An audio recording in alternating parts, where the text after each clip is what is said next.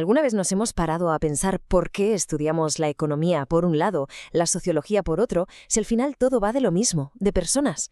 Pues hoy vamos a viajar por la increíble historia de cómo se fue dividiendo el conocimiento humano hasta crear las asignaturas que hoy damos por sentadas.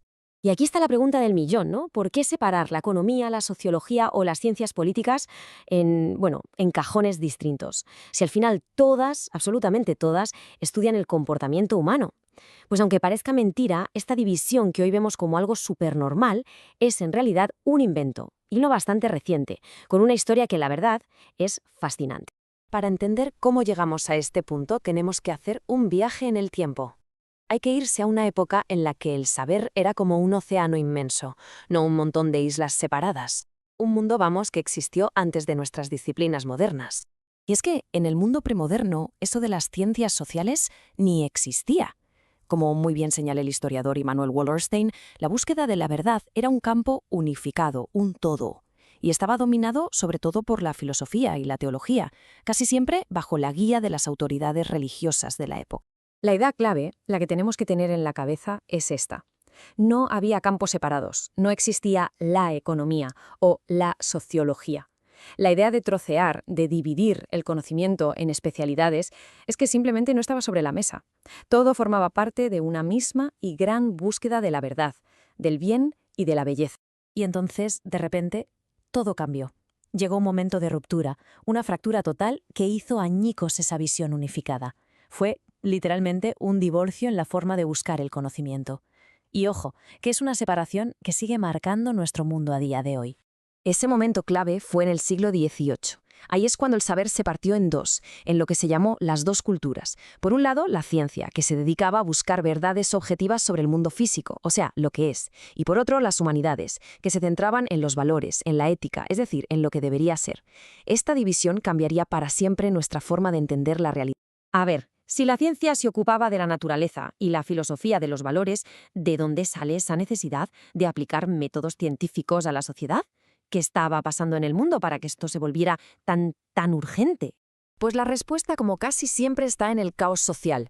La Revolución Francesa, la Revolución Industrial, todo aquello demolió el viejo orden. De un día para otro, el cambio social dejó de ser una teoría de filósofos, se convirtió en una fuerza brutal, caótica, que había que entender para poder gobernar. Hacía falta, pero ya, un manual de instrucciones para la nueva sociedad.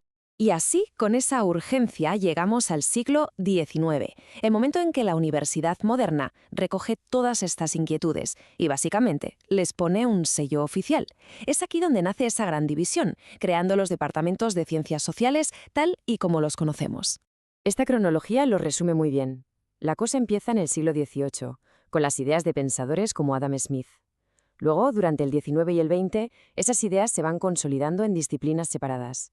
Y ya en el siglo XX, estas nuevas ciencias se convierten en herramientas que se consideran indispensables para intentar gestionar las crisis de un mundo cada vez más y más complejo. El primer gran trozo del pastel se lo llevó, como no, la economía. Se definió a sí misma como la ciencia que estudiaba una de las tres grandes esferas de la vida moderna, el mercado. Su gran objetivo era encontrar las leyes que lo gobernaban. El segundo trozo fue para la ciencia política. Su territorio, su campo de juego, era la segunda gran esfera, el Estado moderno. Se dedicó en cuerpo y alma a analizar cómo funcionaban los gobiernos, el poder y todas las instituciones públicas. Y claro, quedaba una tercera esfera, la sociedad civil. Y para estudiarla se creó la sociología. Se convirtió, por así decirlo, en el campo que se ocupaba de todo lo que quedaba fuera de la economía y la política. Y con esto, ¡zas!, la división inicial del mundo social ya estaba completa. Pero claro, esta división tan bonita y ordenada no iba a durar para siempre. Vamos a dar un salto hasta el siglo XX, un siglo que nos iba a demostrar que la experiencia humana es demasiado complicada como para meterla en cajas tan bien definidas. Los muros empezaron a tener grietas. El siglo XX fue un auténtico terremoto para estas divisiones. Cosas como la Segunda Guerra Mundial, la descolonización, movimientos como el feminismo o la lucha por los derechos civiles demostraron algo que era fundamental: que no se puede entender la política sin la economía, ni la economía sin la cultura. La realidad era demasiado enrevesada para las viejas cajas, y así, claro, empezaron a surgir nuevos campos que se atrevieron a cruzar esas fronteras. Esta cita de Wallerstein lo clava. Captura a la perfección ese cambio de mentalidad. Las viejas certezas, esas líneas tan claras entre una disciplina y otra, e incluso entre nosotros y los otros, empezaron a borrarse. El mundo real, con toda su complejidad, exigía una forma de pensar completamente nueva.